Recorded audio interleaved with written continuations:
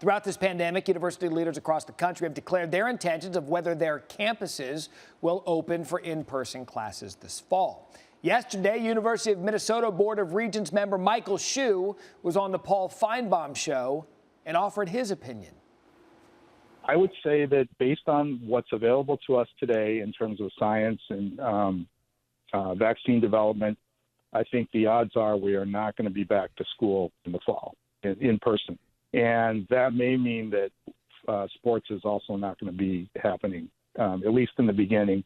Now, I don't know how they're going to make a transition halfway through the fall semester and decide to have students on campus. But right now, I think based on everything I've heard, that just doesn't look likely.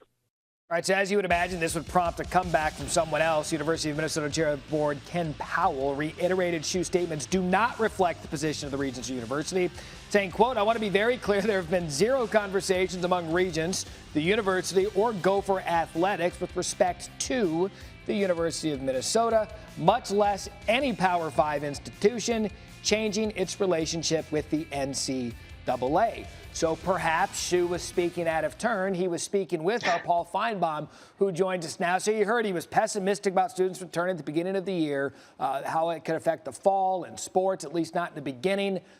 Paul, what was your reaction to all of this?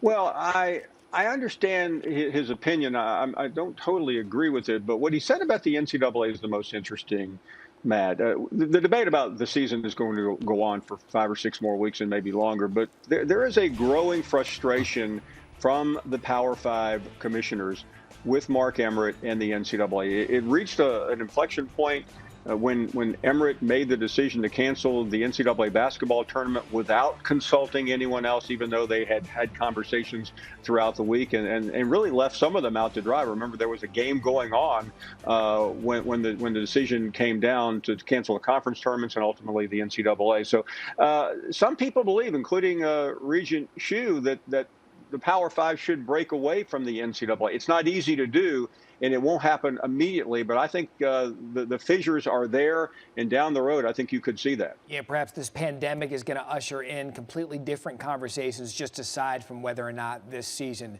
will be played. Meanwhile, on the other side of this, Notre Dame Athletic Director Jack Swarbrick, who weighed in yesterday on a condensed schedule. I don't want to speak for the conference commissioners, but I think they're considering every option. And I would be surprised if there's any conference that hasn't looked at a conference-only alternative. We are very comfortable that if it goes that way, that we'll be fine. We will be able to play a high-quality, full schedule, the same number of games as other teams will play. All right, so Paul, this is notable because Notre Dame, a unique circumstance, they're an independent, meaning they don't have a conference affiliation in football. What was your reaction to Swarbrick's comments? Well, I understand where he's coming from, but I don't think very many conferences want to go it alone right now, Matt. I don't think we'll have a game on September 5th with one conference versus a non-conference or a conference, and you don't see others. I mean, you may see one league sit this out, but I think the majority of the conference commissioners want to go in tandem. As far as Notre Dame specifically, they play 5 ACC games.